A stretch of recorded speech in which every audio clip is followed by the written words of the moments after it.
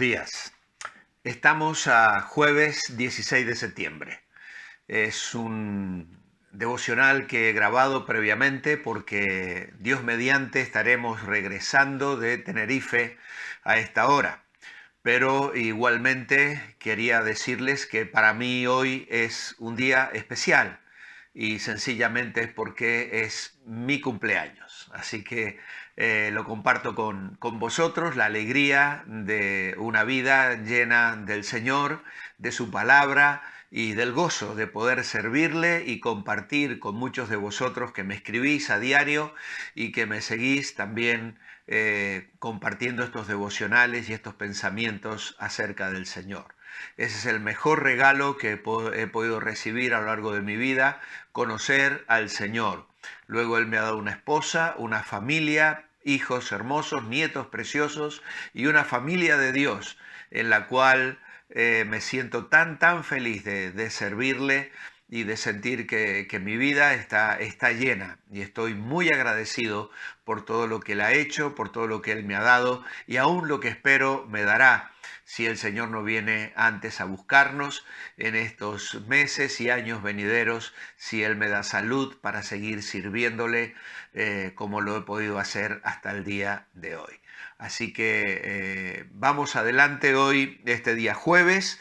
Nuestro tema es el pueblo que conoce a su Dios y como subtítulo le he puesto calculando el costo. Aunque el punto 3 nos dice que los que conocen a Dios se muestran valientes por Dios.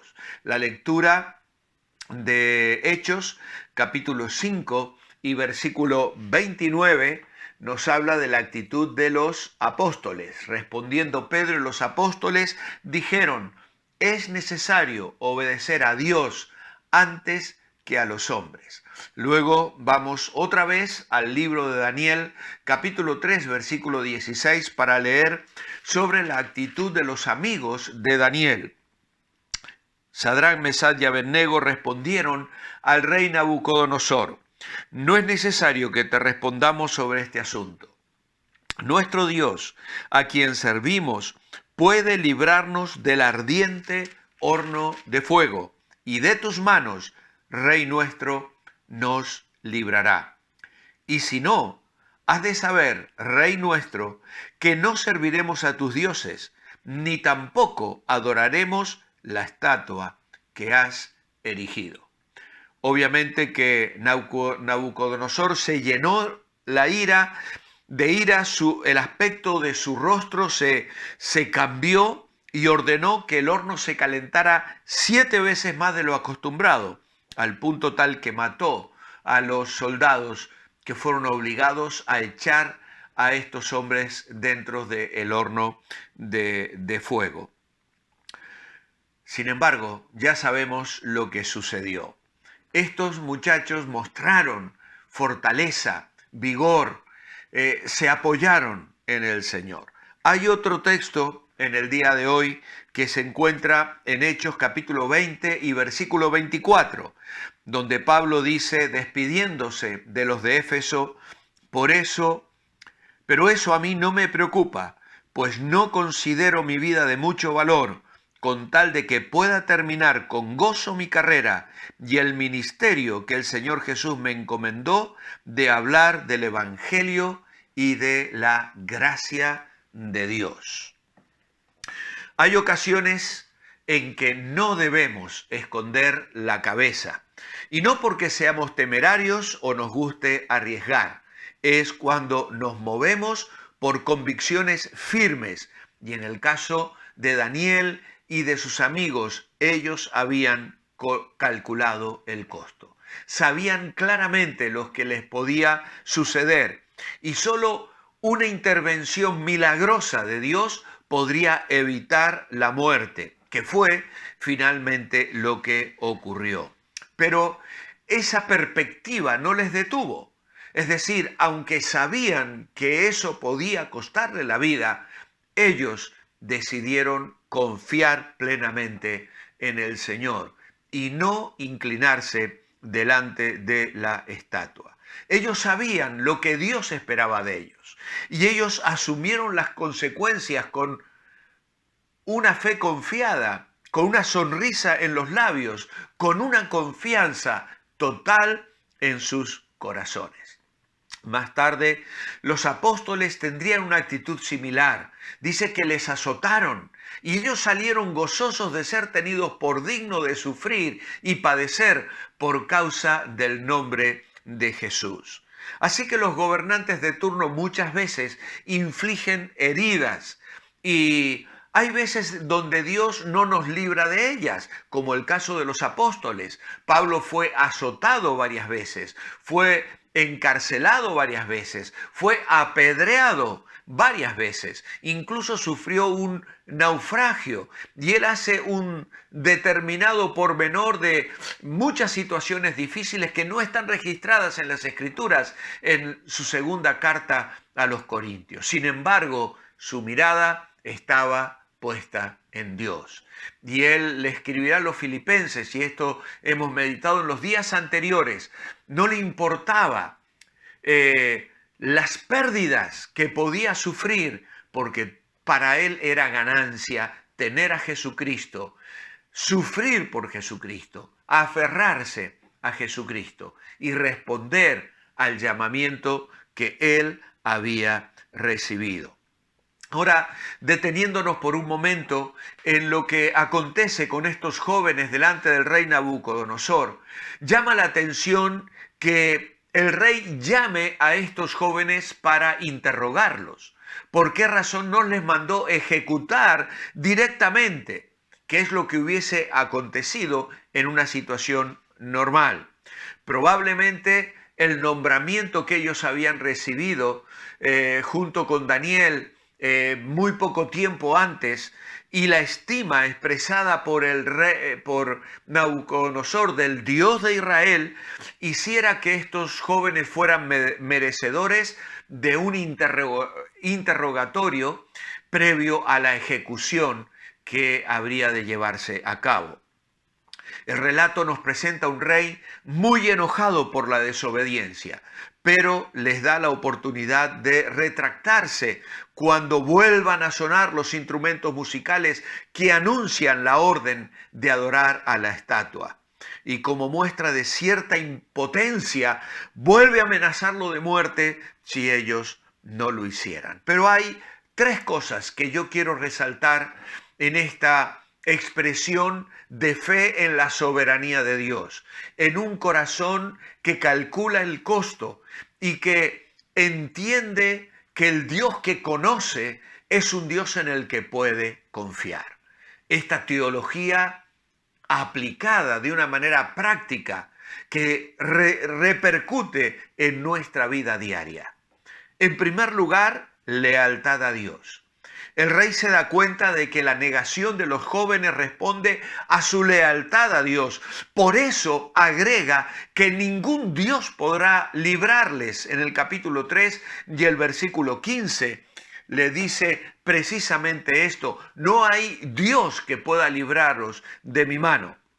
Obviamente, el ego de este hombre había sido alimentado por los excesos de poder, por las riquezas, por la violencia que había demostrado en la conquista de muchas naciones, y estas situaciones hacen que cualquier ser humano pueda llegar a sentirse él mismo un Dios.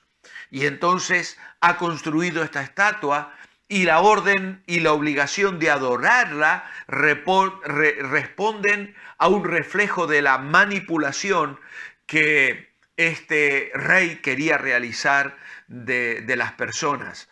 Un Dios que lo favorezca y al que no tenga el que sujetarse. Pero estos jóvenes querían ser leales a Dios.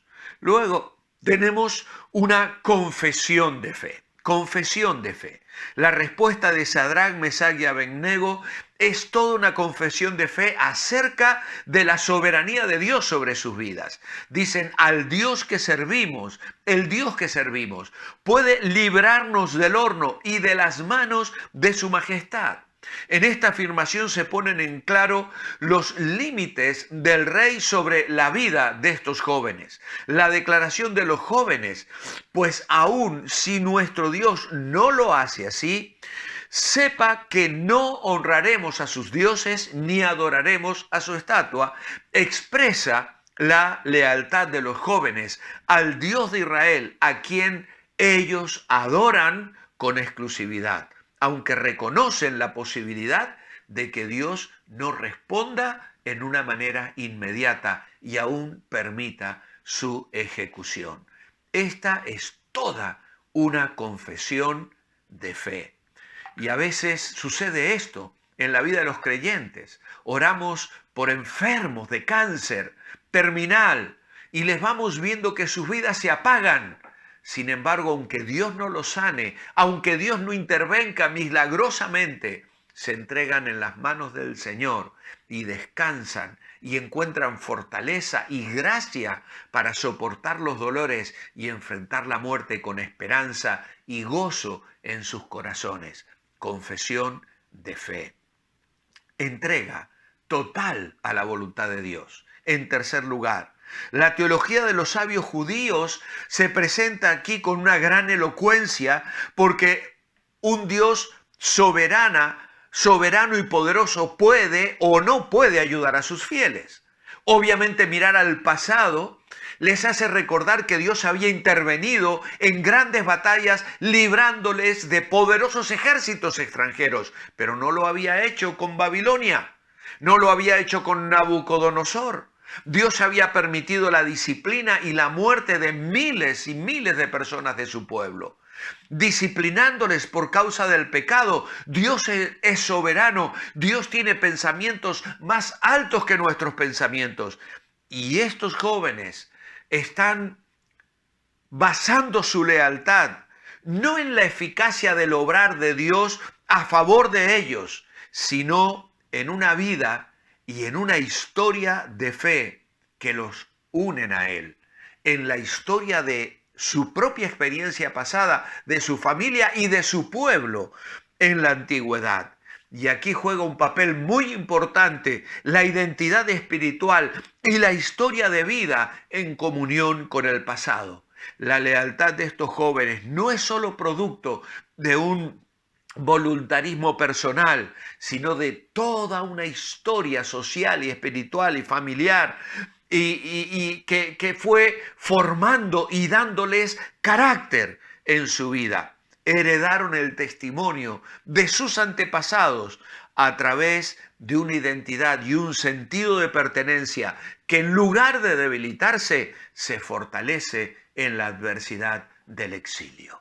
Y esto qué extraordinario es, ver familias más fuertes a pesar del sufrimiento, a pesar de que parece que Dios no interviene como nuestras expectativas lo demandan, pero hemos visto obrar a Dios, sabemos que es fiel, sabemos que no puede negarse a sí mismo, sabemos que tiene un plan y un propósito soberanos y descansamos plenamente en Él.